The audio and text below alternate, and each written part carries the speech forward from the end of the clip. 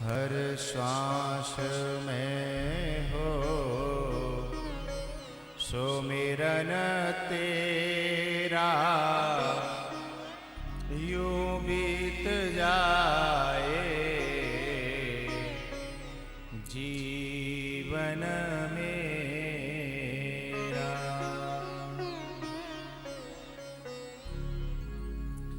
रास के बाद में 3 असुरों का संहार और किया भगवान ने, केसी, वृषभासुर और व्योमासुर।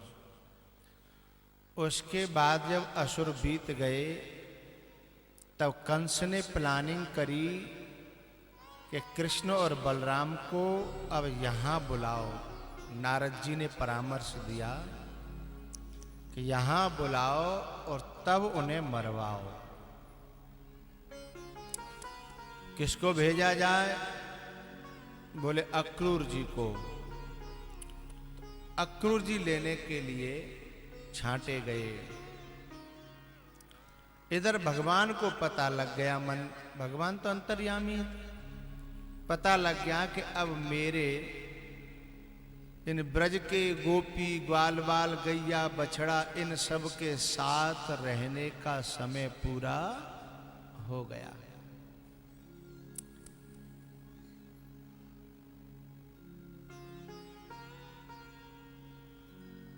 हम तुम जो मिले हैं ना ये 7 दिन, ये भी हमारा कोई संयोग ही तो है। और नहीं मैं कहाँ को, तुम कहाँ के, मैं कौन, तुम कौन।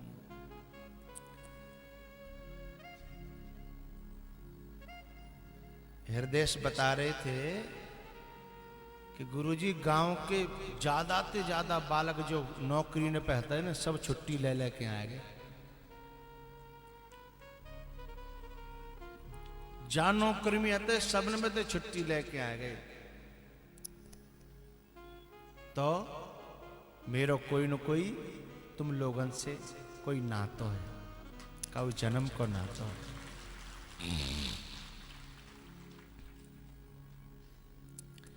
लेकिन जितने दिन के लिए संयोग लिखा है रहेगा तो उतने दिन के लिए ही, सदा तो कोई किसी के साथ रहा नहीं।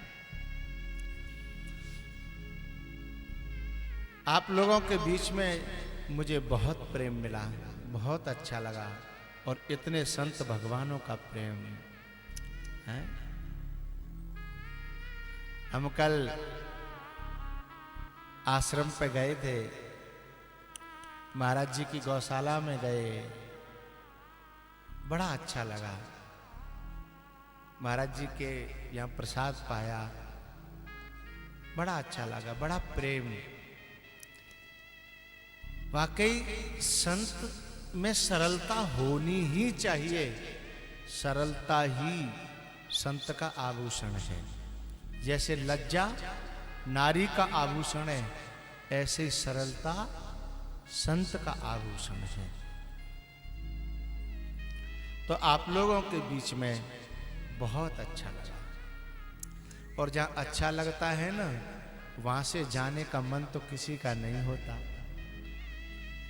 और भेजने का भी मन किसी का नहीं होता। लेकिन कर्मन ते मिलवो भयो, और कर्म ही तो बिछुड़ा है? जितने समय के लिए मिलन होता है, भगवान का जब समय पूरा हो गया तो भगवान जब गैया चराने के लिए गए तो उनका मन नहीं लग रहा था। जैसे कलश यात्रा भई वादना, कितना आनंद आया रो, कितना मस्ती थी, कितनी लंबी कलश यात्रा। लेकिन आज मन उमंग से नहीं, आज मन उदासी से भरा है कि अब आज के बाद कथा चली जाएगी, फिर यही जगह तुम्हें ऐसी लगेगी खाने को दौड़ेगी जब देखोगे कि यहाँ कितना आनंद आता था, कैसा नाचते थे, हैं? सब लोग मिलते थे। समय पूरा हुआ, इधर से संतों की टोलियां आ रही हैं, इधर से माताओं की टोलियां आ रही हैं, इधर से पुरुष आ रहे हैं, बड़े बूढ़े आ रहे हैं। कैसा मेला लगा। लेकिन यह मेला आज बिछड़ जाएगा, लेकिन इसकी यादें आपके हृदय में बरसों तक बनी रहेंगी। भगवान आज गैया चराने के लिए गए तो उनका भी मन उदास था। उन्हें पता लग गया कि मुझे अक्रूर लेने के लिए आए हैं और कल मुझे जाना है, कल मुझे जाना है। एक सखा आया और लाला चल खेलेंगे। भगवान की आंखों में भर आई और भगवान सोचने लगे आज के बाद ये हम कौन के साथ खेलेंगे? कल मैं चला जाऊंगा तब ये किसके साथ खेलेंगे? भगवान की आंखें भरी देखी, सखा ने कहा क्या बात है रे? बोले कोई बात ना। सब सखा आ गए, सब ने पूछा भाई क्या बात है, तू आज उदास उदास है, तेरी आंखें भरी हैं। तब भगवान ने कहा भैया आओ एक बात बताओ, हम तुम इतने दिना तक संग रहे, संग खेले, संग खाए, कहा ना हमारा तुम्हारा वियोग है गो, बिछोहा है गो। तो एक सखा ने भगवान के मुंह पे हाथ रख दिया, बोले लाला तू जब तक जिंदगी में नहीं था तब तक की अलग बात है, लेकिन जब से तू मिला है ना, अब तेरे बिना जीने की कल्पना करना ही असंभव है।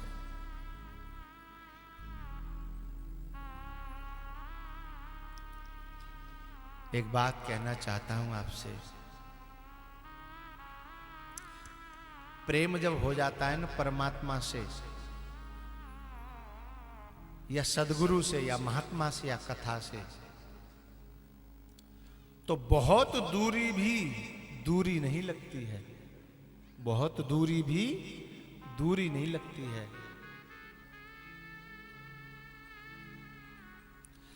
पराठे झोंपड़ी की आग पर सेके नहीं जाते, चहेती आंख में आंसू कभी देखे नहीं जाते, वो तुमको आसमां पर भी बुलाए तो चले जाना, मोहब्बत में कभी भी फासले देखे नहीं जाते।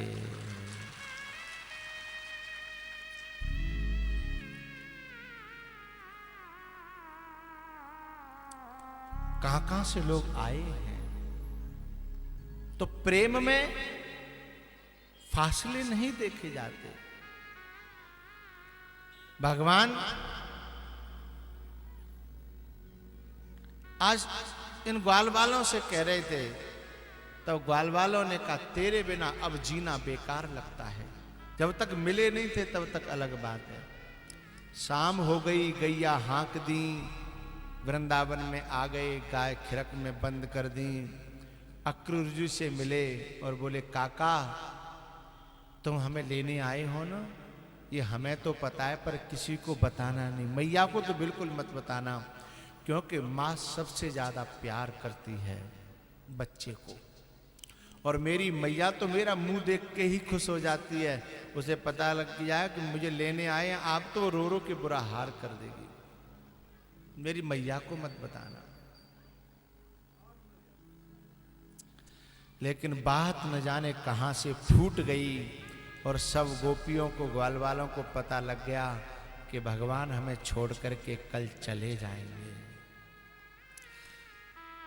सब गोपियां ग्वाल वाल आकर के नंद बाबा के द्वार पर, यशोदा के द्वार पर आ गए आधी रात पर, और ग्वाल वाल भगवान के कमरे में गए पूछने के लिए कि लाला ये तेने हमसे बिना पूछे जी जावे को निर्णय कैसे कर लो, तेरे बिना हम कैसे रहेंगे। और गोपियां दरवाजे पर रो रही थीं।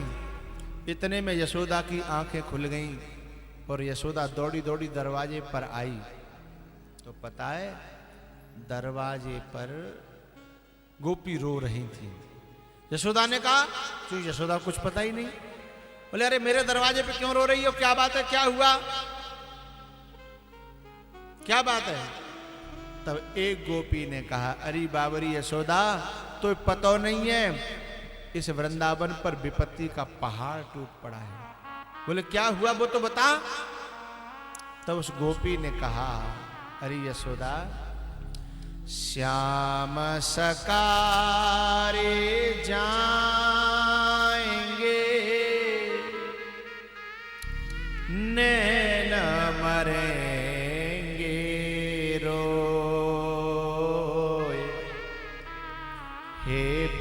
मना ऐसो कीजियो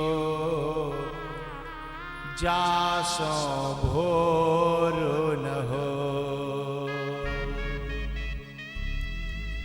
हम विधाता से प्रार्थना कर रही हैं कि हमारो कन्हैया हमें छोड़ के नहीं जावे, चाहे कितनी रात जीवन भर रात में बीत जाए, ऐसी रात ही बनी रहे। यदि कल को सवेरे को विदाई लिखी हो तो वो सवेरो ही ना आवे। यशोदा ने कहा मेरो लाला कहां जा रहा है? तब बा ने बताई वो अक्रूर लेने आए हैं। तो दौड़ी दौड़ी यशोदा सबसे पहले लाला के कमरे में गई और भगवान ने जैसे ही माथा टेक करके प्रणाम किया और लाला की आंखों में आंसू आ गए। लाला की आंखों में जब आंसू आए और मैया ने जब आंसुओं को देखा तो मैया समझ गई। मैया ने पूछा बेटा क्या मैं जो सुन रही हूं वो बात सत्य है? तब भगवान ने कहा लाला, भगवान ने कहा मैया कर मन सो मिलिबो भयो कर मही तो बिछुड़ा। अरे मैया मेरे तेरे चरणों में रहने के दिन थे ना वो पूरे हो गए। अब मुझे अपने कर्तव्य के मार्ग पर जाना है। तू मेरे रास्ते में बाधा मत बनना, मेरे को आशीर्वाद देना कि मैं कर्तव्य के मार्ग पर पार जाऊं। मैया एक न एक दिन सबको बिछड़ना पड़ता है, भाई भाई को, बहन भाई को, माँ बेटा को, बाप बेटा को, एक न एक दिन सब बिछड़ते हैं ना। तो ऐसी ज्ञान की बातें करने लगे ठाकुर जी, तब यशोदा को वो दिन याद आया। पंडित जी ने एक दिन तेरी कुंडली बनाई थी, तब कहा था यशोदा तेरो जो लाला कौदना राजा बनेगो, पर ज्यादा राजा बनेगो ना बाद ना तू इसे खो बैठेगी, तेरे हाथों से निकल जाएगा। मुझे लगता है कि वो दिन आ गया बेटा, लेकिन मैं तेरी माँ हूं ना, मेरी एक प्रार्थना है, तू राजा बनेगो ना, तेरे दास और दासी होंगे, नौकर चाकर होंगे। बेटा मुझे अपने महलों में दास और दासी की जगह पर रख लेना। मैं काउते नहीं कहूंगी कि मैं तेरी माँ हूं, दास और दासी की जगह रख लेना अपने बाबा को और मुझको। हम तेरी नौकरी करते रहेंगे, पर तो देखत तो रहेंगे, तेरा दर्शन तो हो तो रहेगा। भगवान ने अपनी माँ को गले से लगा लिया, बोले माँ तू दास और दासी की बात कर रही है, मैं कितनों बड़ा राजा है जाऊं, पर माँ का ऋणी तो मैं सदा रहूंगा। मैं तेरो ही लाला कहूंगा माँ, और मैं अपनी माँ का सम्मान कभी कम नहीं होने दूंगा। बहुत से लोग होते हैं ना बड़े होकर का अपने माँ बाप को ही कुछ नहीं समझते, लेकिन मैं उन संतानों में से नहीं हूं माँ। आधी रात है, चल अभी सो जा। भगवान मैया को उसके कमरे में कर आए, लेकिन अब कहूं नींद आ रही है। जो कथा के श्रोता हैं ना असली बैठे हैं, बिना कल से ही नींद नहीं आ रही होगी कि अब तो जी 7 दिना जल्दी जल्दी काम करो, जल्दी जल्दी नहाले, जल्दी जल्दी कथा में पहुंचनो, सवेरे जाके फिर शाम को जाके फिर जल्दी जल्दी काम कर लो। ये बालक है ना जी नाचत का है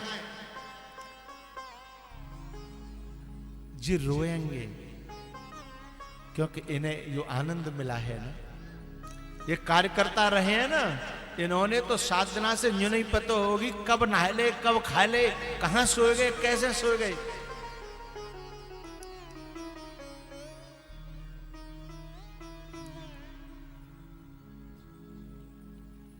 मैया लौट जग करके फिर आ गई और लाला सोए थे, माथा सहलाने लगी, चूमने लगी माथे को और सोचने लगी पता नहीं फिर कब मिले मिले न मिले। अब ये मेला लगा है यहाँ, भले ही कथा दूसरी बार फिर हो साल में 2 साल में, लेकिन जरूरी थोड़ी है जो आज सब बैठे हैं जितने सब के सब दोबारा हम मिलेंगे, हैं? जरूरी नहीं है कि हम जितने यहां बैठे हैं सब के सब दोबारा मिलेंगे, जरूरी नहीं। सुबह हुई, मैया ने जगाया लाला को, स्नान कराया, वस्त्र पहनाए, मोर मुकुट बांधा। आज सजा तो रही थी लेकिन रो रो करके, जैसे किसी बेटी की शादी होती है ना, किसी बेटी की शादी होती है, उसकी सखियां उसे तैयार करती हैं, सजाती हैं, पर हंस हंस के नहीं, रो रो करके सजाती हैं। और जिसकी शादी होती है ना, वो अपने गली, अपना मोहल्ला, अपनी चाची ताई, अपनी सखियों को देख देख करके रोती है कि आज तक ये घर मेरा, आज तक इस घर में मेरा राज चलता था, अब मुझसे सब छूट जाएगा। ये गली, ये मोहल्ला, ये गांव, ये मेरी चाची, ये मेरी ताई, ये मेरी सहेली, ये सब मुझसे छूट जाएंगे। वो रोती है। ऐसे ही यशोदा रो रही है कि आज मेरा लाला मेरे हाथन ते निकलेगा, मैं कैसे देख पाऊंगी। सजाया, भगवान को माखन खिलाया और सगुन में दही खिलाई और कहा, बेटा मैं तो मां हूं ना, तू जहां रहे वहां सुखी रहे, मेरा आशीर्वाद है। भगवान अपने सखाओं से मिले जिनके संग चोरी करने जाते थे। भगवान को एक गरीब सखा, वह सखा ने कही, कन्हैया और तेरे जितने जो सखाए ना, सबके पास में कोई न कोई आमदनी है, लेकिन मेरी तो गुजारो तेरे सहारे तेहरो हो, तो अब तू चलो जागो तो पता नहीं मेरो पेट भरेगा कि जिन नहीं भरेगा। बहुत रोया गले मिल करके भगवान उस सखा से। पता है, एक कोने में नंद बाबा रो रहे थे। नंद बाबा के जाके पांव छुए और नंद बाबा ने उठा करके गले से लगा लिया, कलेजे से लगा लिया और रोने लगे। मन है व्याकुल नयन सजल है, कैसी कठिन विदाई हो। सूरज के संग डूब रहा मन, ये कैसी बेला आई हो। वो कृष्ण की बातें, वो कृष्ण की लीला, जाए ना बिसराई हो। जिसके मोह में सब कुछ भूला, थी वह वस्तु पराई हो।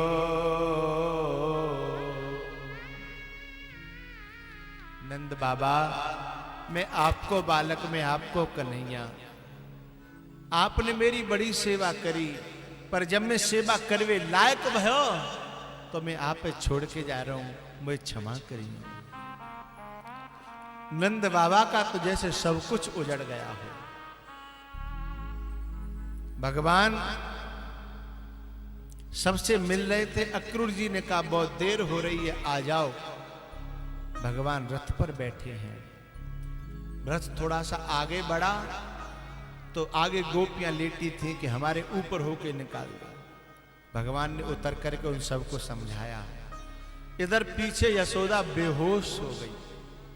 भगवान लौट के फिर आए, मां को फिर उठाया, धूल झराई और हाथ जोड़ के बोले, मां मेरी मां, मैं तेरो लाला अभी देख कहूं ना गए तेरे पास में। मैं तेरे बिल्कुल पास में हूं मैया। मैया की आंखें खुली और दोनों आंखों से आंसू की धारा बहने लगी। क्या कहती है मां? बेटा मैं तो रोकूंगी नहीं, क्योंकि बेटा की खुशी में ही मां की खुशी है। तू अपने अपने काम में खूब सफल हो, पर मेरी एक प्रार्थना है बेटा। क्या? मैया तू जो प्रार्थना करेगी नहीं वह आदेश कर। तब जशोदा ने कहा, लाला मेरे मन में एक बहुत पीड़ा है, बहुत परेशानी है, मेरा कलेजा फटता है एक बात को सोच करके। एक दिना मैंने तू छोटी सी गलती पे पूरे दिना भूखो प्यासो उखलते बांध के रखा, और बादना की बात जब वो याद आ जाते हैं ना तो मेरा कलेजे में बहुत पीड़ा होती है। तू मोते यूं कह जा कि मैया मैंने क्षमा कर दे, तो मेरे कलेजे में संतोष हो जाएगा। भगवान ने कहा, मैया तू क्षमा की बात कह रही है?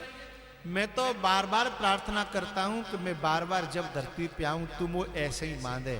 तेरे बांधवे में जो प्यार मिलो न मोए, वो प्यार मुझे कहूं दुनिया में नहीं मिलो। तेरे बांधवे ते मुझे कष्ट नहीं भयो, ऐसे प्रेम के बंधन में मैं तो हमेशा बंधना चाहता हूं मां। मैया ने कहा, बेटा तू जहां रहे सुखी रहे। एक बात बताऊं भैया, ये संसार में जितने नाते हैं ना उन सब में स्वार्थ हो सकता है, लेकिन मां का जो नाता है ना, एक मां ऐसा नाता है जो स्वार्थ के बिना सेवा करती है, स्वार्थ के बिना। काऊ को बेटा परदेश में होए और बेटा जब आवे घर तो वहां से फोन करे घर वालों को कि मैं आ रहा हूं, पत्नी को कहे कि मैं आ रहा हूं, मैं तेरे लिए क्या लाऊं, तो पत्नी लिस्ट बता देगी जे जे सामान ले आई हो, बहन बता देगी जे जे ले आई हो, भैया बता देंगे ये ले आई हो, बेटा बताएंगे ये ले आई हो। लेकिन जब फोन मां के कान पे पहुंचता है और वो कहता है, मां मैं 15 दिन की छुट्टी पे मिल गई है और मैं आ रहा हूं, मैं तो काज कहा लेके आऊं, तो मां लिस्ट नहीं देती। मां तो ये कहती है, बेटा तू आ जा, मैं तो देख लूंगी, मेरे सारे खुशियां पूरी है जाएंगी, मेरी तो दौलत तू, सुख तू, चैन तू, मेरा तो सब कुछ तू है, तू जल्दी आ जा। और पता है मां भले ही बेड पे पड़ी हो, खाट पे बीमार पड़ी हो, वो को लाला आ जाए ना तो खड़ी हो जाती है और अपने आप पांव में ताकत आ जाती है, हैं? और पता है बिल्कुल हाथ पांव नहीं चलने तो जो कहेगी, ला मैं रोटी सेक दूं द्वल, हैं? ला अपने छोरा को मैं 2 रोटी सेक दूं।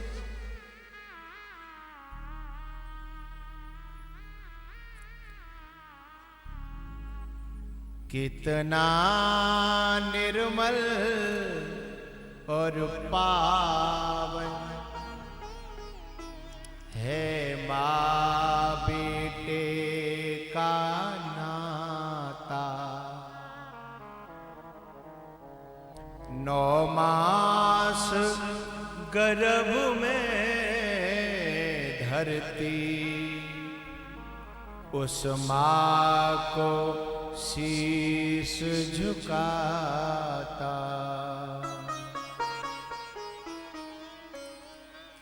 बेटा कोई मां से रूठे,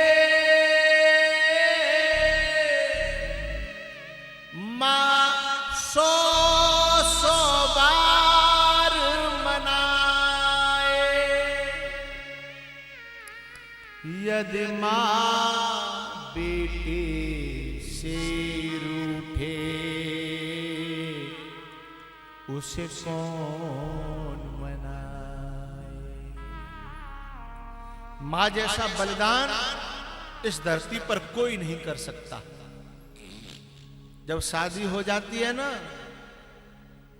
और तनख्वाह पत्नी के हाथों में जाने लगती है और पत्नी बिल्कुल अलग हो जाती है, और तनख्वाह के समय पर बेटा यदि मां के पास चला गया तो पत्नी कलेश करती है, और ये बात मां को पता लग जाए तो मां अपने बेटे से क्या कहती है, तू मेरे पास मत आओ करे। तो ते बहु कलेश करते है ना, तू मेरे पास मत आओ करे, मुझे पैसा की जरूरत ना, कपड़ा मेरे पास है, 2 रोटी मिली ही जाती है। अपने बेटे को पराई जाई के हाथों में सौंप देती है, चाहे वो भले ही कितनों परेशान करते होए, लेकिन मां दान कर देती है अपने बेटे को। लोग कहते हैं ना कन्यादान कन्या वाला कन्यादान नहीं करता, सच में तो मां अपने बेटे को उस कन्या के लिए दान कर देती है कि तुम सुखी रहो, जाओ। वो तो आके मालकिन बनती है भाई। मां अपने बेटे से कहती है तू मेरे पास मत आओ करे, तेरी बहू कलेश करती है ना, और तो ते कलेश करते है तो मुझे अच्छो ना लगत बेटा, तुम दोनों प्यार से रहो, सुखी रहो। मेरे पास तो सूचना आ जा कर कि मेरे बहू बेटा ठीक है, बस मैं तो खुश रह जाऊंगा। बेटा जब आता है और छुट्टी काट के जब जाता है तो फिर बाकी ले परांठे बनावेगी, या तो सूखी सब्जी बना के दे या अचार दे देगी, हैं? और फिर वह समझ आवेगी, टाइम तो खा लियो, भूल मत जाइयो, हैं? बस समझ आवेगी छोटे बालक की तरह, चाहे बाको बेटा जज क्यों न हो, समझ आवेगी। और जब वो चला जाता है और उसके सामने अब थाली लगाई जाती है और बातें कही जाए के लिए रोटी खा ले, तो बाकी मुंह में रोटी नहीं जाती। उससे कहो तू क्यों नहीं खा रही है, तो वो कहती है इतने दिन बाद आयो, मैं बूढ़ी बड़ी तो वैसी हूं, अब पता नहीं दोबारा मैं देख पाऊंगी या नहीं देख पाऊंगी। अब जन कब आवेगो, पता नहीं आवेगो कि जन नहीं आवेगो। रोटी का टूका मुंह में से उतर के नीचे चला जाता है। मेरी प्रार्थनाएं उन माताओं से, उन बहुओं से, मां और बेटा को कभी अलग करने की कोशिश मत करना, इससे बड़ा पाप दुनिया में कोई है ही नहीं। और यदि तुमने मां बेटों को अलग किया, वैसे मुझे नहीं कहना चाहिए, मेरा कहना तो यह है कि मां से बेटे को और बेटे को मां से अलग करने की कोशिश मत करना, और मां बेटे को अलग किया तो आगे वो दिन तुम्हें भी दूर नहीं है जब तुम भी अपने बेटे से दूर कर दी जाओगे, क्योंकि बदले कभी न कभी चुकाने ही पड़ते हैं। जो माताएं आते ही बस न्यारे की धक, न्यारे कर दो, न्यारे कर दो, न्यारे कर दो। अरे तेरी सास ने जन कितने सपने सजाए को मेरा बेटा दूल्हा बनेगा, घर बहू आ जाएगी, कछुदना चैन से कथा सुनूंगी, और तो रट लगी है न्यारे पने की। और न्यारी है गई कोई बात नहीं, मां बेटा से मिलने जाए तो तू फूक जाती है, मां से बेटे को दूर कर रही है। धिक्कार है ऐसी नारियों को जो बहू की पदवी पे आकर के हैं अपने आदमी की मालिक बन जाती हैं, और उसे अपनी मां से मिलने जाने के लिए सोचना पड़ता है कहीं जी कलेश न करे। और कछु तो इतनी नालायक होती हैं कि बेटा यदि तनख्वाह के समय पे चलेगा मां के पास तो जहर उगल देती हैं कि दे आए। ऐसी माताओं को तो धिक्कार है, ऐसी बहुओं को धिक्कार है। जाने पेट में पारियो, बड़ो करियो, दूध पिलाए, पढ़ायो, लिखायो, इतनो बड़ो करियो। जो बहुएं और जो बेटे अपने माँ बाप की सेवा करते हैं, उन्हें परमात्मा का आशीर्वाद तो मिलता ही है। मैं व्यासपीठ से उनको स्वयं दुआएं देता हूं, खुश रहिए। अरे बड़े बूढ़े हैं तुम्हारे, भले ही कम दिमाग के हैं, बिना पढ़े लिखे हैं, वो जमानो अलग हो। तुम अपने हिसाब से नापती हो कि उन पे बोलना नहीं आता, उन पे ये नहीं आता, उन पे वो नहीं आता। उन पे कुछ नहीं आता। तेरे आदमी का पालना तो आता है, तेरे आदमी बाने पार्यो है, तेरे आदमी बाने बड़ो करो, इतना तो आता है। तो तेरे लिए तो इतना काफी है कि तेरा जो सिंदूर है वो उसने ही पाला है, इतना तो आता है। और कुछ आवे या ना आवे, और कुछ आने की जरूरत क्या है। जो माताएं, जो बहुएं अपने आदमी के साथ अपने सास ससुर की, माता पिता की सेवा कर लेती है ना, परमात्मा भी खुश होता है, महात्मा भी खुश होते हैं, समाज भी खुश होता है। और बड़े बूढ़ों की दुआ मिल गई ना,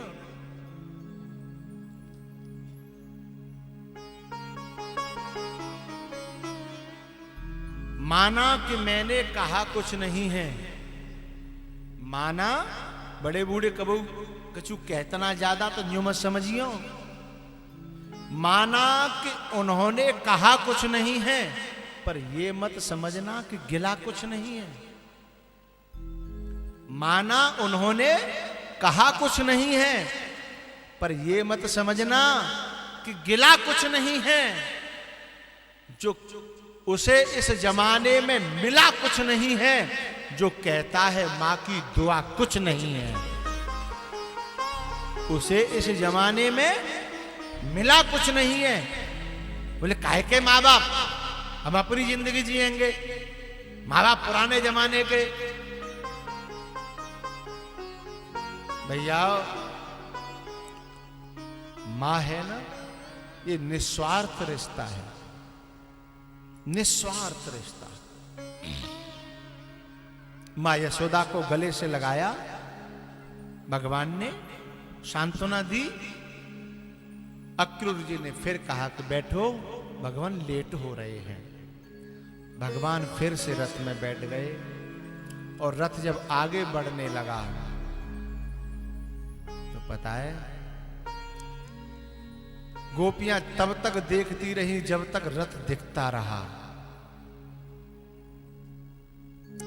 और रथ का दिखना बंद हो गया तो कोई गोपी कहीं गिर पड़ी, कोई गोपी कहीं गिर पड़ी, कोई गोपी कहीं गिर पड़ी। एक तो पेड़ पर चढ़ के देखने लगे,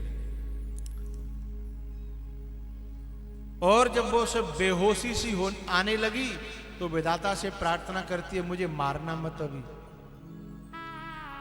लेकिन जब बेहोशी बढ़ती जा रही थी, वन की अब मैं मरूंगी, तो विधाता से प्रार्थना करना छोड़ दिया। प्रार्थना करने लगी कौआओं से, कागाओं से कि मैं मर जाऊं। तो कागा यह तन खाइयो, चुने चुने चुगियो मास। कागा यह तन खाइयो,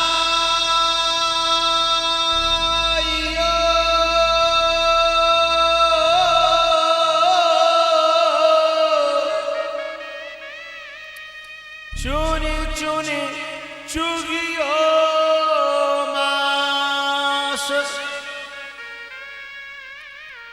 पर ये नैना मत खाइयो,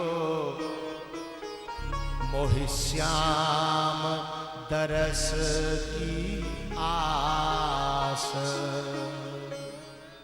मर भी गई, आंख खोल करके मरूंगी कि लौट के कभी तो श्याम आएंगे, मैं आखिरी बार उन्हें देख लूं और फिर भले ही मर जाऊंगा, फिर भले ही मेरी आंखों को भी खा जाना। लेकिन रथ जब आगे बढ़ गया और कोई गोपी कहीं, कोई गोपी कहीं, कोई गोपी कहीं, ब्रज का बहुत बुरा हाल हुआ। भैयाओ, भगवान और भगवान की कथा, ये दोनों प्रेम भी बहुत देते हैं, आनंद भी बहुत देते हैं, सुख भी बहुत देते हैं, लेकिन जब ये बिछड़ते हैं तो ये दुख भी उतना ही देते हैं। रथ आगे बढ़ गया और ब्रज का बहुत बुरा हाल हो गया। कृष्ण का जिस दम गमन मथुरा की तरफ होने लगा,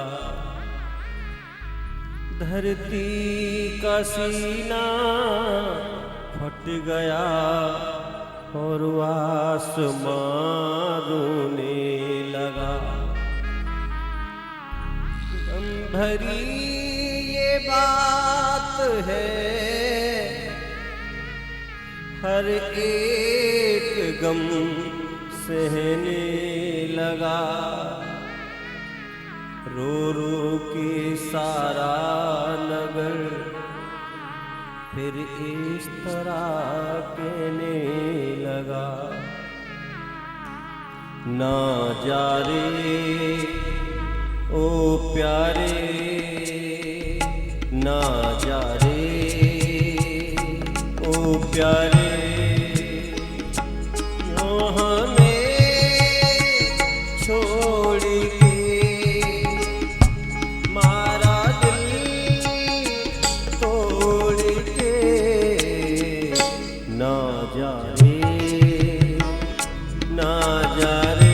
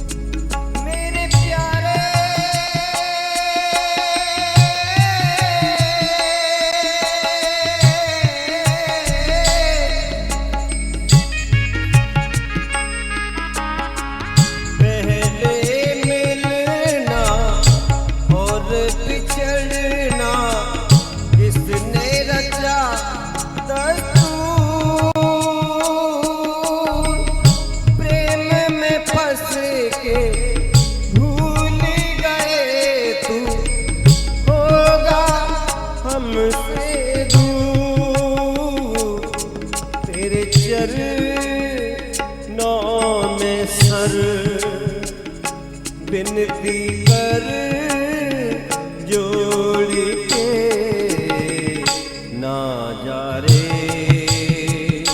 ना जा रे।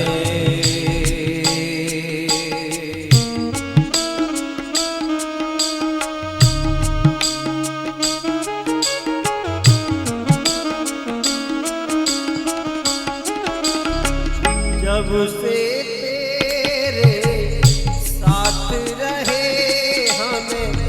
हर अंगना नहीं भाए,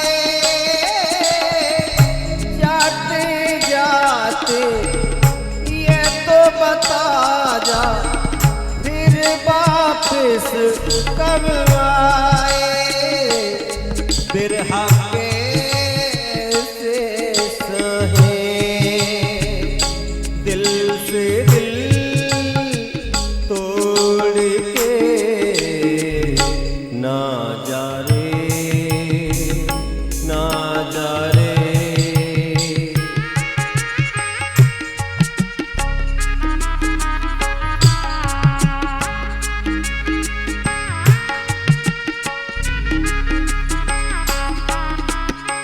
तुझसे बिछड़ के ओ मेरे प्यारे कैसे रहेंगे हम,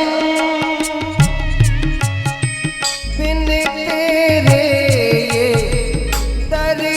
जुदाई कैसे सहेंगे गम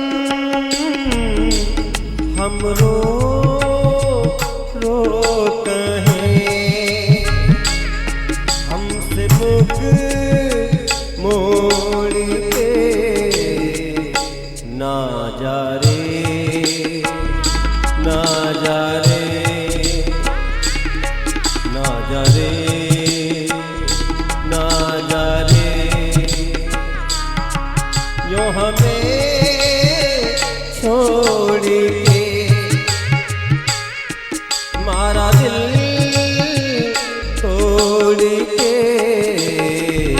ना जा रे ना जा रे ना जा रे ना जा रे ना जा रे ना जा रे ना जा रे ना जा रे ना जा रे ना जा रे ना जा रे ना जा रे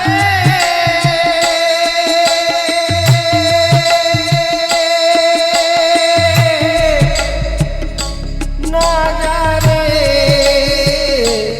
यो हमें छोड़ के मारा दिल तोड़ के ना जा रे ना जा रे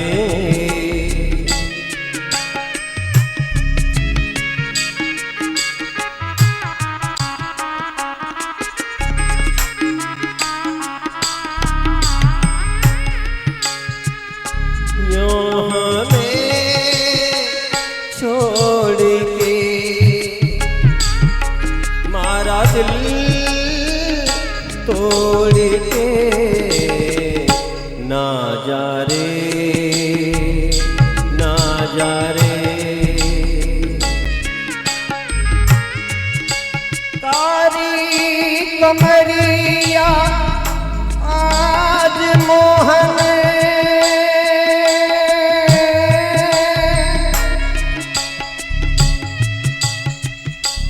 ओढ़ कर क्यों चल दिए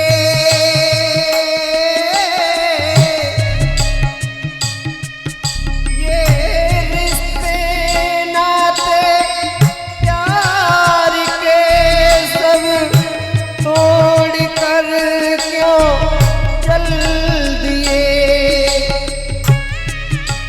ये रिश्ते नाते प्यार के सब तोड़ कर क्यों चल दिए हम तो तड़पते रह गए तुम छोड़ कर क्यों चल दिए ना जा रे ना जा रे यो हमें छोड़ के मारा दिल तोड़ के ना जा रे ना जा रे ना जा रे ना जा रे ना जा रे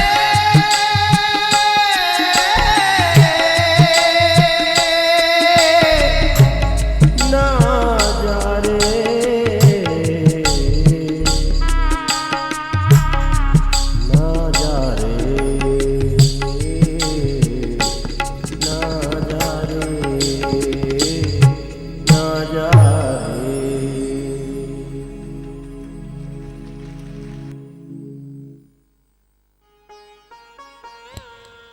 भगवान मथुरा में पहुंच करके कंस का उद्धार करते हैं और कुछ दिन मथुरा में रह करके फिर मथुरा को भी छोड़ देते हैं, द्वारिका पहुंचते हैं। द्वारिका में बलराम जी का विवाह रेवती जी के साथ होता है और भगवान का विवाह हो नहीं रहा था। फिर विवाह हुआ नहीं, विवाह बहे 16,108 विवाह हुआ। उसके बाद में भगवान के एक मित्र थे जिनका नाम था सुदामा। भगवान ने उनके तंदुल खाए, उनकी सेवा स्वीकार करी और उन्हें अपने जैसा कर दिया। क्योंकि भगवान के द्वार पर वो आ नहीं रहे थे, इसलिए दरिद्री बने हुए थे, गरीब बने हुए थे। लेकिन जब भगवान के दरवाजे पर आ गए तो भगवान ने अपने जैसा ही बना लिया। ये 10वें स्कंद तक की कथाएं आपने श्रवण की। 11वें स्कंद में दत्तात्रेय के 24 गुरुओं की कथा है और यादवों के संहार की कथा है। यादव भगवान के वंशज हैं, लेकिन भगवान ने अपनी आंखों के सामने ही खुद यादवों को मरवाया। कारण कि जिन सबको नहीं मरवाया, जिन जिन यादवों में खान पान गलत हो गया था, जिनके आचरण गलत हो गए थे, उन यदुवंशियों को भगवान ने अपने सामने बैठ करके संहार करा दिया। भगवान ये बताना चाहते थे कि जिसके जीवन में दारू का अवगुण आएगा, जिसके जीवन में दूसरे की हत्या करके उसे खाने का अवगुण आ जाएगा, वो चाहे भले ही मेरे वंश से पैदा होए, उसको मैं भी बख्शने वाला नहीं हूं।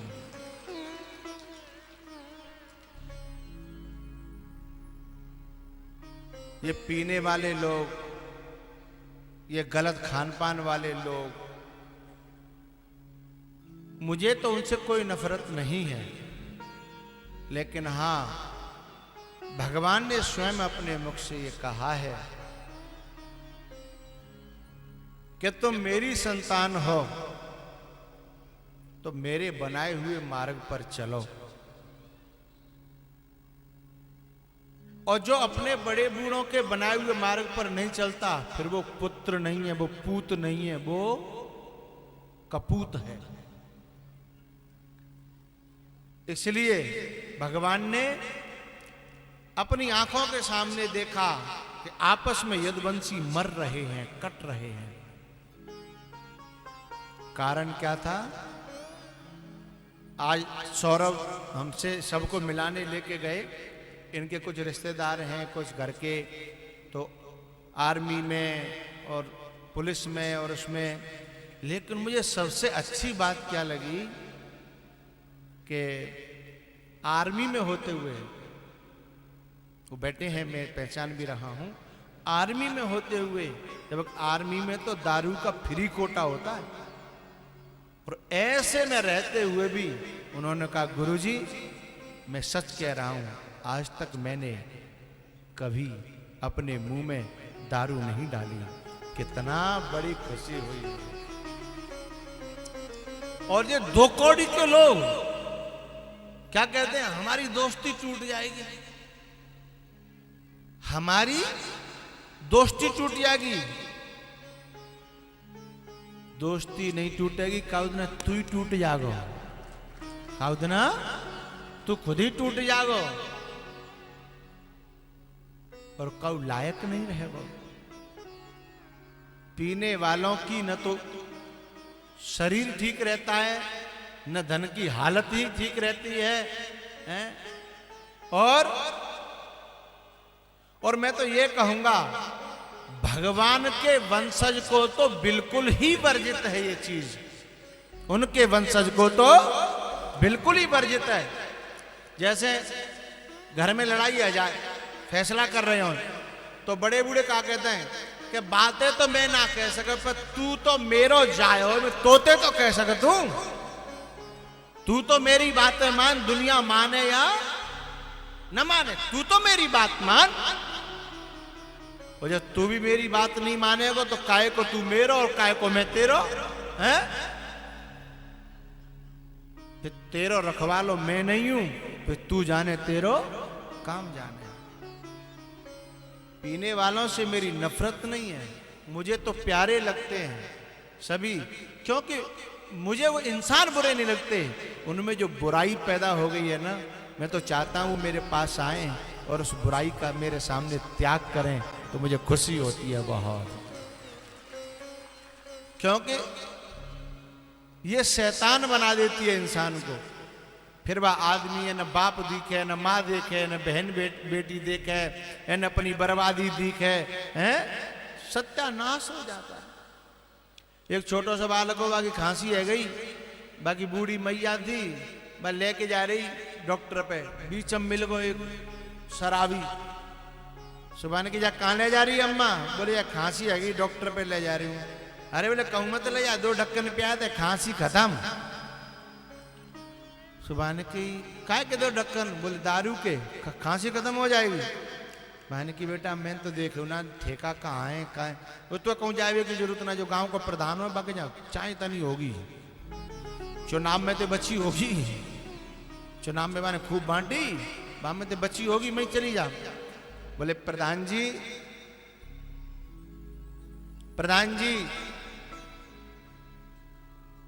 2 ढक्कन हमें बालक को प्यानी है, एक पौआ दे दो, 4 दिन 6 दिन 2 ढक्कन करके प्या देंगे तो जाए खांसी ठीक है जाएगी।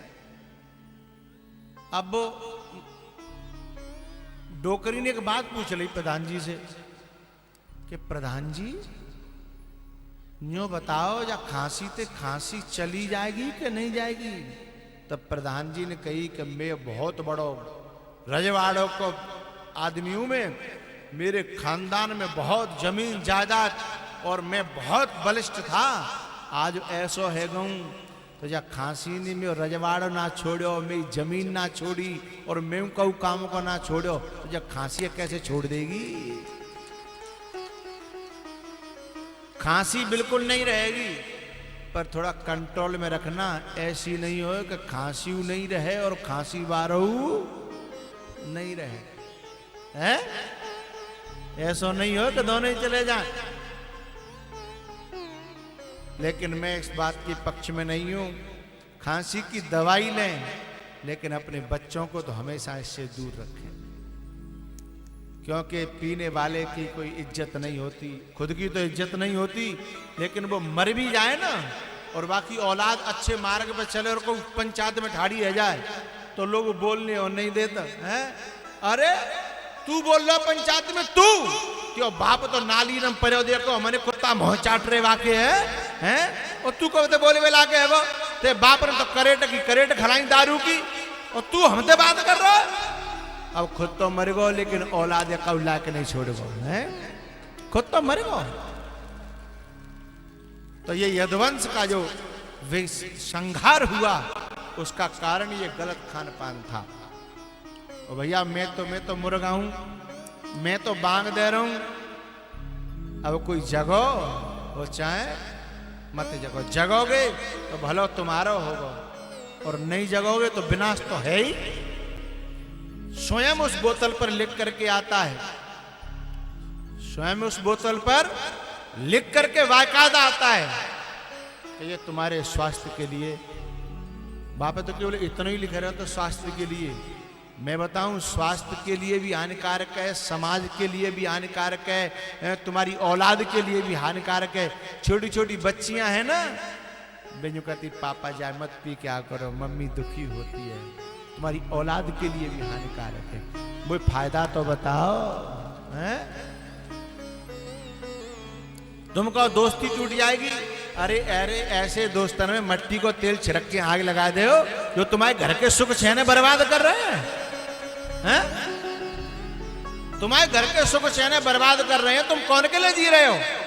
तो तुम्हारी औलाद सुखी नहीं, तुम्हारी पत्नी सुखी नहीं, तुम्हारी माँ सुखी नहीं, तुम्हारा बाप सुखी नहीं, तुम्हारा गुरु सुखी नहीं, तुम्हारा भगवान सुखी नहीं है, अड़ोसी पड़ोसी मोहल्ला सुखी नहीं, एक दोस्त सुखी करे का आज दारूडी आ गया है, बात सुखी करे के लिए पी रहे हो। इतने लोग दुखी करके बोले मेरी दोस्ती टूट जाएगी। अरे आग लगाना ऐसी दोस्ती को, तो बात मानो न मानो खुशी आपकी भैया, मेरा तो कहवे को काम है, मेरी बात के मायने दो, अच्छी लगे तो पास रखो और बुरी लगे तो जाने दो।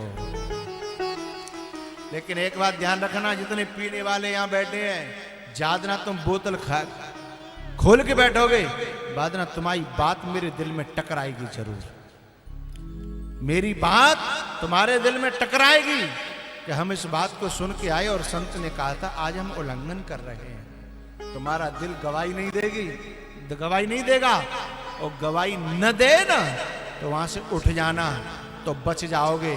फिर परमात्मा तुम्हारी मदद करेगा कि जान संत की बात मानी है। जो दिल की बात नहीं सुनते, संत की बात नहीं सुनते, भगवान की बात नहीं सुनते, उन्हें फिर जमाने की बहुत सुननी पड़ती है, उसे दुनिया की बहुत सुननी पड़ती है। और संत की बात सुन ले, मान जाए, दिल की बात मान जाए, तो फिर सुननी नहीं पड़ती, फिर वो सुनाने लायक हो जाता है, सुनाने लायक हो जाता है वो। तो इस 11वें स्कंध में यह शिक्षा समाज को मिली कि भैया जिसको बचना है ना तो इससे बचे रहना। बात मानो न मानो खुशी आपकी, बात मानो न मानो खुशी आपकी, हम मुसाफिर हैं, हम मुसाफिर हैं, एक दिन तो रम जाएंगे। संत की बात पर जो भी चल जाएंगे, संत की बात पर जो भी चल जाएंगे, वो अमर नाम, वो अमर नाम दुनिया में कर जाएंगे। बात मानो न मानो खुशी आपकी, बात मानो न मानो खुशी आपकी।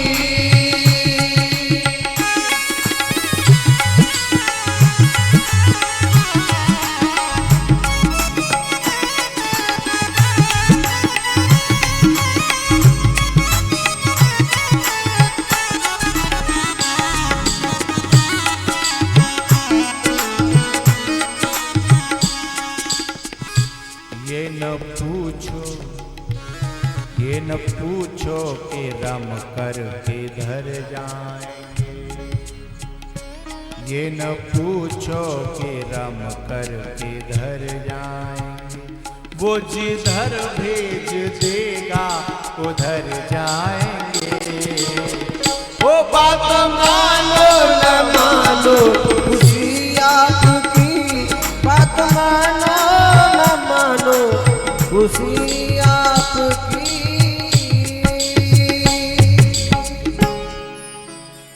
जो पीते हो उनसे मेरी प्रार्थना निवेदन है, अपने बाप की खुशी के लें, अपनी माँ की खुशी के लें, अपनी बच्चियों की खुशी के लें, अपने पत्नी की खुशी के लें, अपनी बहन की खुशी के लें, अपने गुरु की खुशी के लें। काऊ को तो खुश करना चाहते होंगे ना, किसी को भी निमित्त बना करके इसे अपने जीवन से परित्याग देना, तो मैं समझूंगा मेरी कथा कहना सफल हो गया। मैं खड़ा नहीं करूंगा, मन ही मन संकल्प करना, मन ही मन भीतर यहां संकल्प करके जाना कि मैं आज के बाद प्राण जाए परे वचन न जाए। कथा करना तुम्हारा, कराना सफल हो जाएगा, सुनना सफल हो जाएगा, मेरा कहना सफल हो जाएगा।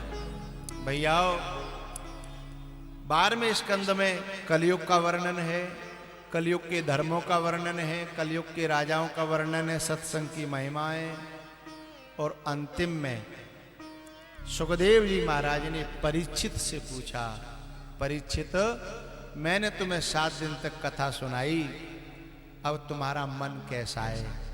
जैसे मैं ये पूरे क्षेत्र जो दूर दूर से लोग इकट्ठे हुए हैं, क्योंकि ये बख्तियारपुरा तो नेक सौ है, छोटो सा गांव है, इतना बड़ो विशाल जन सैलाब हुआ तो ये कोई एक गांव के नहीं है, ये तहसील के भी नहीं है, जिला के भी नहीं है, अनेकों जिलाओं के मिलकर के आप लोग आए हो।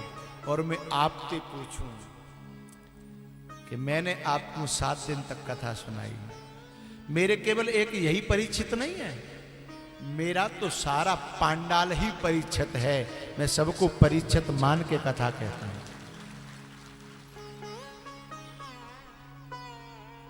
परीक्षित जी की तो मुक्ति हुई।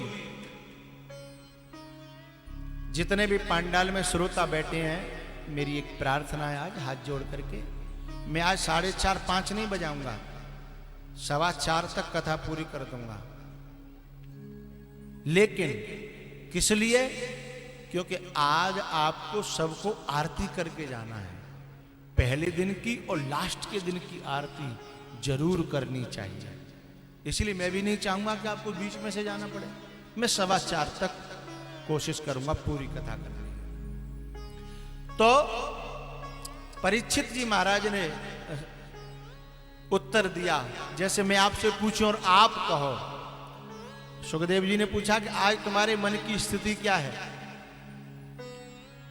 परीक्षित जी ने उत्तर दिया, ऐसा मन कर रहा गुरुदेव कि अब दुनिया के कोई न रिलेशन अच्छे लग रहे, न दुनिया के भोग अच्छे लग रहे, न दुनिया अच्छी लग रही।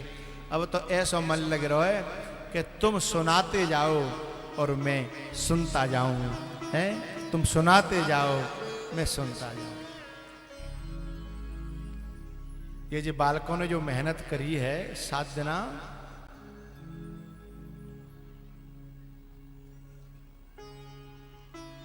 जिन्हें मेहनत अखरीत हो रही है, जिन्हें इतना आनंद आयो है कि पता ही ना चलो, 7 दिना को पता ही ना चलो।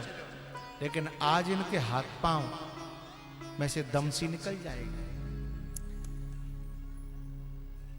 कहना तो इनका ये है कि यदि हमारे पीछे घरबार नहीं होए तो हम संग ही चले जाएं, पीछे झंझट नहीं होए, इनका ही कहना नहीं है। तुम सबके मन में ये बात होगी कि पीछे को झमेलो नहीं होए तो जहां जहां कथा जाए वहीं वहीं संग हम जाए, हैं? इसका मतलब मन बदला। पहले दुनिया अच्छी लग रही थी और अब भगवान की कथा अच्छी लगने लगी है।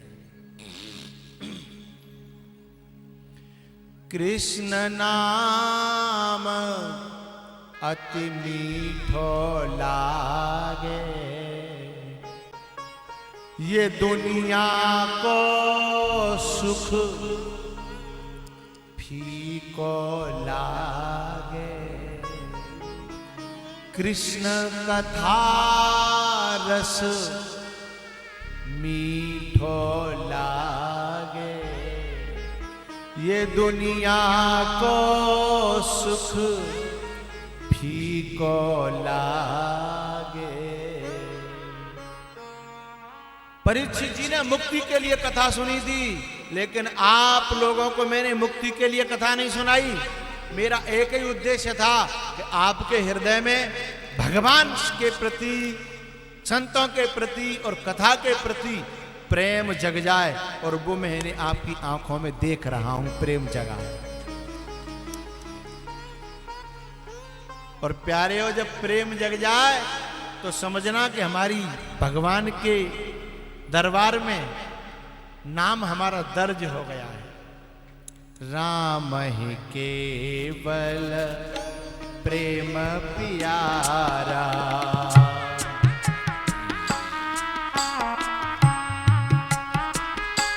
राम ही केवल प्रेम प्यारा, राम ही केवल चाली ले जो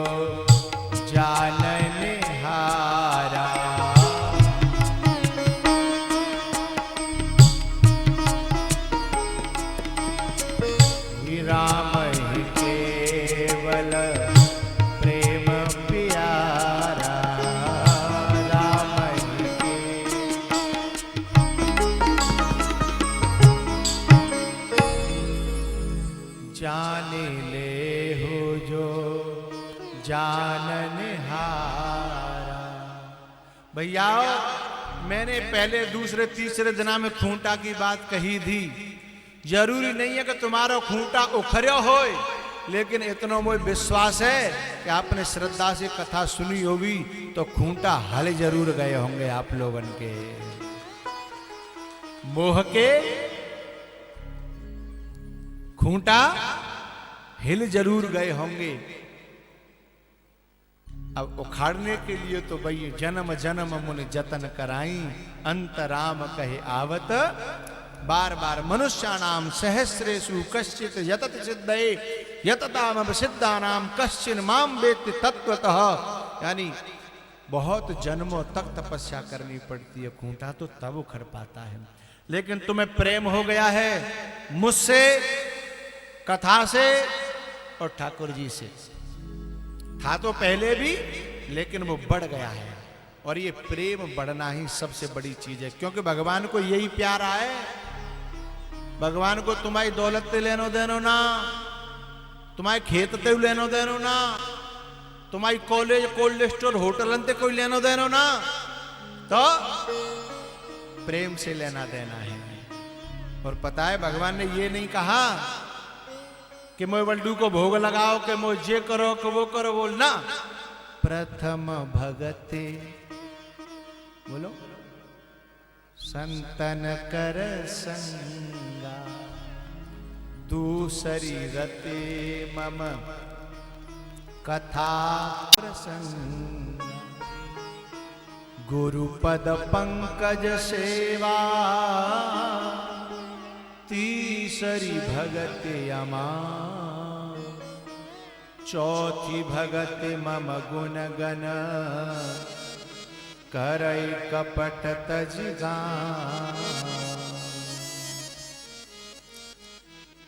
जैसे आप परीक्षित जी को तो मोक्ष प्राप्त हुआ। परीक्षित जी ने तो कहा था अज्ञानम च निरस्तम मे ज्ञान विज्ञान निष्ठया, भवता दर्शितम क्षेमम परम भगवतः पदम, अहम ब्रह्मेति विज्ञानात् कल्पकोटि शतार्यतम, संचितम विलयम याति प्रबोधात् स्वप्न कर्मवत्। उन्होंने कहा कि अब मेरी स्थिति अपने आत्म स्वरूप में स्थित हो गई है। अब जी देह जो कुछ होए सो होए, अब मौत का प्रभाव मेरे ऊपर होने वाला नहीं है। मेरी स्थिति तो अपने स्वरूप में स्थित हो गई। भैया भक्त भगवान में विलीन हो जाता है और ज्ञानी अपने स्वरूप में स्थित हो जाता है। लेकिन ये दोनों मुक्ति को ही प्राप्त होते हैं। भगवान में विलीन हो जाना भी एक मुक्ति है और अपने स्वरूप में स्थित हो जाना भी एक मुक्ति है। भैया उन्हें तो मुक्ति मिली, लेकिन मुझे खुशी है कि बख्तियारपुरा में इन 5 भाइयों ने मिलकर के ये गंगा लाए और सब में प्रेम का, भक्ति का भाव पैदा हुआ। मेरी आत्मा बहुत प्रसन्न है, बहुत खुश हूं मैं।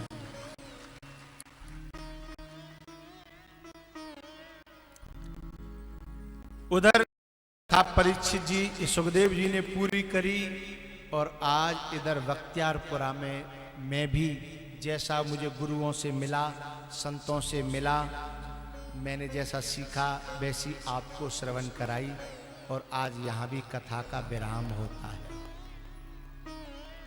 मैं बहुत आभारी हूँ इन संत भगवानों का कि जिन्होंने रोज आकर के हमारे महंत जी और हमारे वृंदावन से आए महंत जी और भी जगह जगह से कितने महान महान संत हैं, इन सब ने मुझे दर्शन दिए। मैं बड़ा आभारी हूँ, प्रणाम करता हूँ आपके चरणों में बार बार। और दूर दूर से जो श्रोता आए हैं उन सबको भी मेरी राम राम है। माताओं को भी मेरी राम राम है।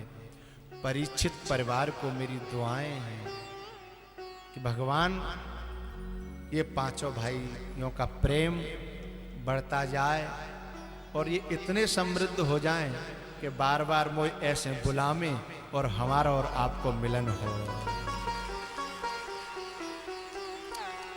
सौरभ के स्वभाव से, उसके नेचर से मैं बहुत प्रसन्न हूं। मास्टर जी, सचमुच तुम्हें गर्व करना चाहिए। और हमारे ये बैठे हैं भगत जी, ऐसी संतान लाखों में करोड़ों में किसी एकाध को मिलती है जो अपने पुरखाओं के गंगा जी को, ज्ञान की गंगा को बहाए अपने गांव में। और आज मुझे सबसे ज्यादा खुशी है कि बख्तियारपुर में आज सब परिवार एक जगह बैठ करके आपस में प्रेम से कथा का श्रवण कर रहे हैं। नहीं, गांव गांव पार्टी बंदियां हैं तो ये कथा मिलान करती है। और ऐसा कोई पूत हो जो कथा की गंगा लेके आवे और वो सबको मिलान कर दे, उसको परमात्मा भी बहुत प्यार करता है साहब।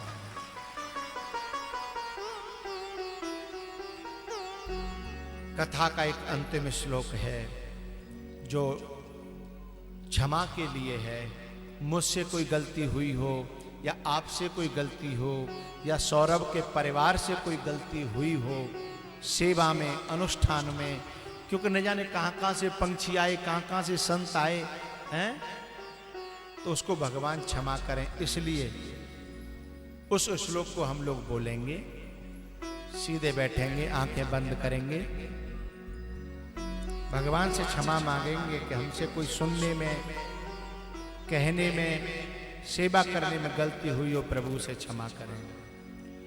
नाम संकीर्तनम यस्य, नाम संकीर्तनम यस्य, सर्व पाप प्रणाशनम, सर्व पाप प्रणाशनम, प्रणामो दुख शमन, प्रणामो दुख शमन, तम नमामि हरिं परम, तम नमामि हरिं परम। नाम संकीर्तनम यस्य, नाम संकीर्तनम यस्य, सर्व पाप प्रणाशनम, सर्व पाप प्रणाशनम, प्रणामो दुख शमन, प्रणामो दुख शमन, तम नमामि हरिं परम, तम नमामि हरिं परम। नाम संकीर्तनम यस्य, नाम संकीर्तनम यस्य, सर्व पाप प्रणाशनम, सर्व पाप प्रणाशनम, प्रणामो दुख शमन, प्रणामो दुख शमन, तम नमामि हरिं परम। नमामि हरिं परम। आंखें खोल लेंगे। हरये नमः, हरये नमः, हरये नमः, हरये नमः, हरये नमः। हरये नमः। ओम शांति शांति शांति। मैं पूरे समाज का बहुत आभारी हूं कि आज इतनी पब्लिक है कि देखो गेट में भी बैठने को जगह नहीं है, गेट पूरा भरा हुआ है। इतनी आज पब्लिक है। ये सौरभ का प्रचार प्रसार और मेहनत और आप लोगों का इनके प्रति और मेरे प्रति जो प्रेम है, ये इस बात की गवाही है कि जनता आज खड़े होकर के कथा सुन रही है। मैं उस पुण्य को जो कथा से बना है ठाकुर जी के चरणों में समर्पित करता हूं। आपके ही आश्रम के बख्तियारपुर का जो संत आश्रम है, कल मैं दर्शन करने गया था, तो उसके जो ठाकुर जी हैं उन्हीं के चरणों में इस पुण्य को मैं समर्पित करके और उनसे प्रार्थना करता हूं कि इस पुण्य से मेरे यजमान परिवार का भला हो, कल्याण हो, खूब आगे बढ़े। मेरे कार्यकर्ता लोग, नए नए बालक, इनका भला हो। मुझे इन बच्चों की बहुत याद आएगी क्योंकि इन बच्चों ने बहुत सेवा की है। जैसे राम के राम और रावण के युद्ध में जो भगवान के साथ बंदर थे ना, और उन्होंने मिलकर के युद्ध किया था, न रात देखी न दिन देखे। तो भगवान ने कहा था कि मैं अपने इन बंदरों को कभी भूल नहीं सकता। ऐसे यहाँ के बच्चों ने बहुत सेवा की है, रात और दिन एक करके। मेरा एक इशारा हुआ, पंडाल सजना है, तो पंडाल बगिया जैसा बना दिया। मतलब जहां जहां जो जरूरत पड़ी, इन बच्चों को, जिन्होंने वाहन के स्टैंड की बड़ी सुंदर व्यवस्था संभाली, सफाई की व्यवस्था संभाली, भोजन की व्यवस्था संभाली, पानी की व्यवस्था संभाली, प्रसाद की व्यवस्था संभाली, ये सभी कार्यकर्ताओं ने, इन सभी कार्यकर्ता बच्चों को मेरा बहुत आशीर्वाद है, बहुत दुआएं हैं। खूब फलो, खूब आगे बढ़ो। इस पुण्य से मेरा संत परिवार, मेरा भक्त परिवार, यजमान परिवार और मेरा विश्व चेतना परिवार खूब फले फूले और खूब खुश रहें। मेरी व्यासपीठ से सबको दुआएं हैं। और इतना क्षेत्र में प्यार मिलेगा मैंने सोचा नहीं था, क्योंकि इस क्षेत्र में, इस साइड में हम पहली बार आए, कोई हमें जानता नहीं था। लेकिन इतना जन सैलाब होगा, चौथे दिन से तो टेंट में जनता समा ही नहीं रही। टेंट के अंतिम पर्दे से भी लोग बिल्कुल सट के बैठे हैं, और पूरा पूरा गेट दो दरवाजे हैं, दोनों दरवाजे खचाखच भरे हैं। ये तुम्हारा प्यार ही तो है। मैं बहुत आभारी हूं। भगवान से मेरी प्रार्थना है, भगवान तुम्हें खुश रखे। एक बात और कहूंगा, जो 7 दिन तक बोलता है ना, उससे कोई न कोई गलती तो हो ही जाती है। क्योंकि जो मौन रहता है उस पर गलती नहीं होती, गलती हमेशा बोलने वाले को होती है। मेरी वाणी ते, मेरे कर्म ते, मेरी चेष्टाओं से कोई भी गलत बात यदि निकल गई हो तो मेरी वापस कर देना। उसके लिए मैं आपसे क्षमा मांगता हूँ, उसे मेरी लौटा देना। संत भगवानों का भी मैं ऋणी हूँ। और हमारे महंत जी महाराज तो क्या, मेरे ये संगीत वाले बच्चे उनके सानिध्य में रहे, तो मुझसे ये बच्चे आज सुबह आके बता रहे थे कि ऐसे संत मिले हैं, अपने हाथों से सेवा की है। और संत तो वैसे होते हैं ना, ले इधर से उधर करो, उधर से इधर करो, नहीं, अपने हाथों से सेवा की। अपने हाथों से गायों का दूध निकालना, अपने हाथों से मठा फेरना, दही बिलोना। महंत जी महाराज को भी मेरा बहुत बहुत प्रणाम है। और एक बात और कहना चाहूंगा, भगवान कबू काऊ, जैसे सत्यनारायण की कथा होती है तो कथा में पंडित जी को दक्षिणा देते हैं ना, तो मैंने तुम्हें सत्यनारायण की कथा ना भागवत की कथा सुनाई है, तो तुम सबको फर्ज बनता है कि मुझे 10-20 रुपया तो दें, पर मुझे 10-20 रुपया मुझे मांगने नहीं है और न तुम्हें देने हैं। हाँ, यदि तुम्हें कछु देनो है तो अपने मन में जो संकल्प ले भीतर ही भीतर कि भगवान कबू लायक बनावे तो भगवान की कथा कराएंगे। जरूरी नहीं है कि मेरी कथा कराओ, कथा होती रहनी चाहिए, उससे परिवार समाज में परिवर्तन होता है। कथा तो ठाकुर जी की है, तो अपने मन में जीवन में कथा कराए। जब तक ये कथा धरती पर है तब तक हनुमान जी धरती पर हैं। उन्होंने कहा था कि कथा जब तक रहेगी तब तक मैं धरती को छोड़ने वाला नहीं हूं। तो इन्हीं शब्दों के साथ मैं अपनी वाणी को विराम दूंगा। तारों को आंखों में महफूज रखना, बहुत देर तक रात ही रात होगी। हम भी मुसाफिर और तुम भी मुसाफिर, किसी मोड़ पर फिर मुलाकात होगी। अब ये पांचों भाई और दोनों मेरे यजमान मास्टर जी और उनके भ्राताश्री ऊपर आएंगे और मेरा तिलक करेंगे, मुझे विदा करेंगे और सभी बैठे रहेंगे, अभी खड़े नहीं होंगे। 2 मिनट और, केवल 2 मिनट। संत भगवानों को फिर से हमारे वृंदावन से पधारे महंत महाराज, हमारे सभी संत भगवान को मैं बार बार प्रणाम करता हूँ, क्योंकि आपसे जब मंच भर जाता है ना तो मेरा मन बड़ा गदगद और बड़ा प्रसन्न होता है। और मेरे संत है ना सभी मेरे संग संग बोले हैं, अंतर इतना मेरे मुँह पे माइक रहे हो, बिन के मुँह पे माइक ना रहे हो, पर चौपाई मेरे में संग संग बोली है, कथा मेरे संग संग बोली है।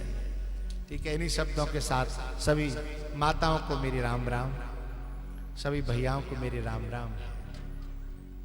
अभी 2 मिनट मेरी प्रार्थना है, घर तो रोज रहना है, 2 मिनट और बैठे रहेंगे। पत्ता टूट्यो डार सो ले गई पवन उड़ा, अब के बिछुड़े कब मिले, दूरी परेंगे जा। टूट गई है। एक बात और मैं भूल गया, ये जो सौरभ का परिवार है, इसमें इस कथा का सबसे बड़ा श्रेय उनकी बहुओं को और माताओं को जाता है, क्योंकि उन्होंने खींच खींच करके इस कथा को यहाँ बुलाया है। उनका प्रेम भी सराहनीय है, उनको भी मेरा खूब आशीर्वाद है। टूट गई है माला मोती बिखर चले, कुछ दिन रहकर साथ जाने किधर चले, जाने किधर चले।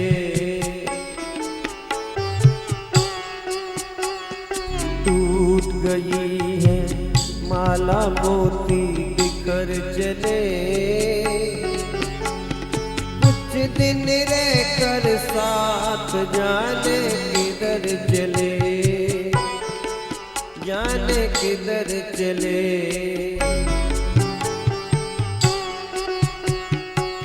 मिलन की दुनिया छोड़ चले, आज फिरे में अपने,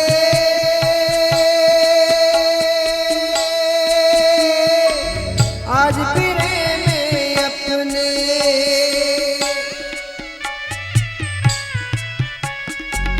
मिलन की दुनिया छोड़ चले, आज फिरे में अपने,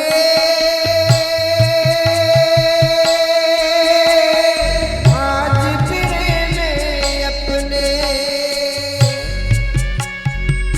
खोए खोए नैनों में उजड़े उजड़े सपने, उजड़े उजड़े सपने।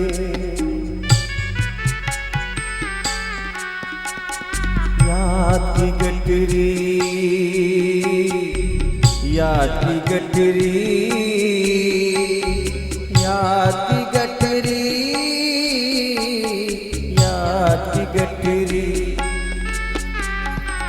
याद की गठरी लिए जो गाए नजर चले, कुछ दिन रहकर साथ जाने किधर चले, जाने किधर चले।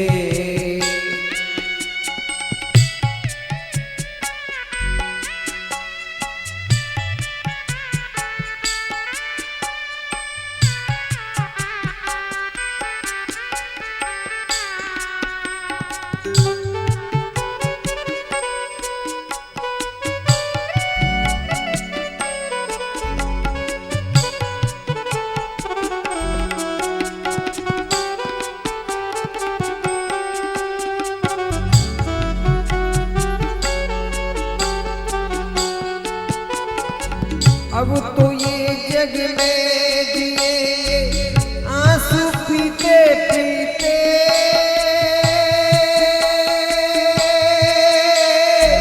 आंसू पीते पीते।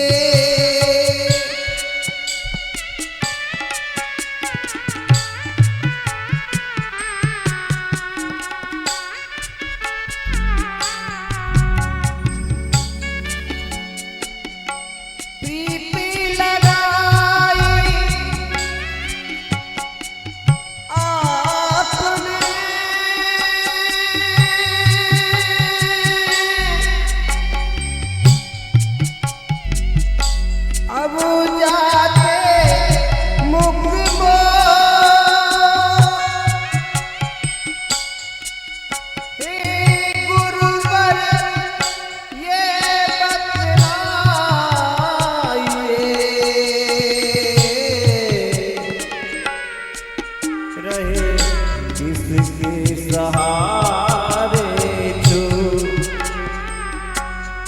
अब सभी खड़े हो जाए आरती के लिए।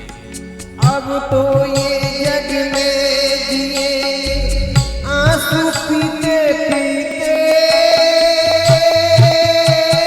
आंसू पीते पीते, जैसी इन पे बीती वैसी और किसी पे न बीते, और किसी पे न बीते।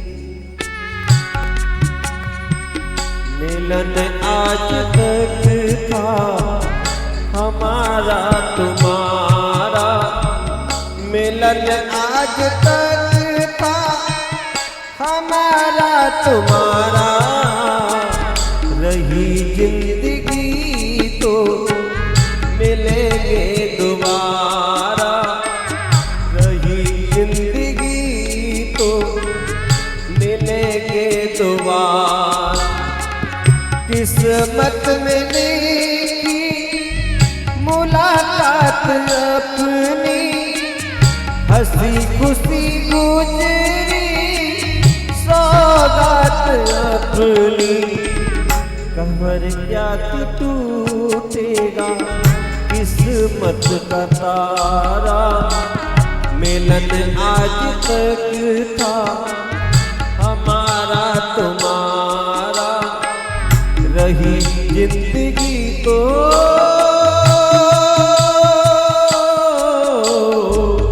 मिलेंगे दोबारा, मिलेंगे दोबारा, मिलेंगे दोबारा।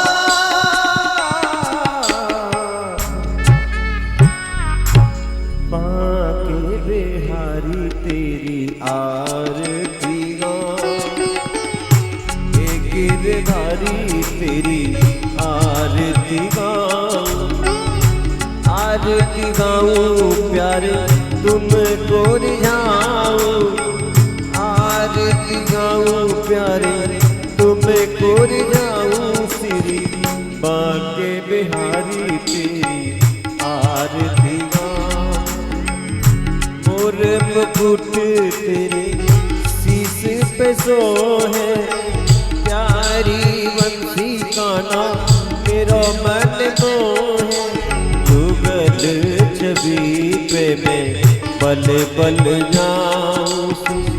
बांके बिहारी तेरी आरती गाऊं, चरणों से निकली है गंगा प्यारी, जिसने सारी दुनिया तारी, उन्हें चरणों की ने दर्शन पाऊं। बांके बिहारी तेरी आरती गाऊं, प्यास अनाथ की नाथ आप हो, सुख दुख जीवन प्यारे साथ आप हो, अपनों सर्वस तो पे लुटाऊं। कुंज बिहारी तेरी आरती गाऊं, वृंदावन में बजट बढ़ाई, गोपी ग्वाल तेरे आरती गाई, करत यशोदा माई, हरी सभा में तो मनाऊं। श्री रास बिहारी तेरी आरती गाऊं, श्री हरदास के प्यारे तुम हो, मेरे जीवन के धन तुम हो, हजारे कन्हैया तुहे अपनो बनाऊं। श्री बांके बिहारी तेरी आरती गाऊं, श्री रास बिहारी तेरी आरती गाऊं, आरती गाऊं, आरती गाऊं।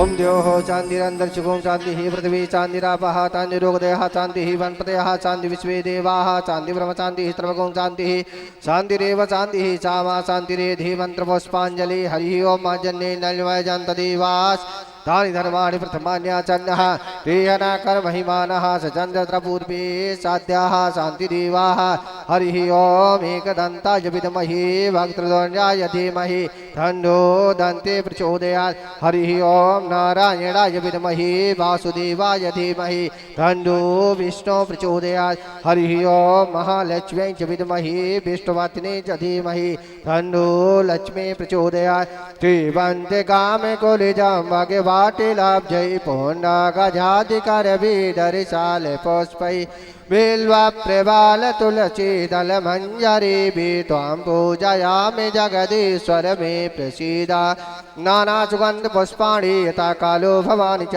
पुष्पांजलिर्मया दत्तं गृहाण परमेश्वर प्राणपुरुषोत्तमाय नमः मंत्रपुष्पांजलिं समर्पयामि।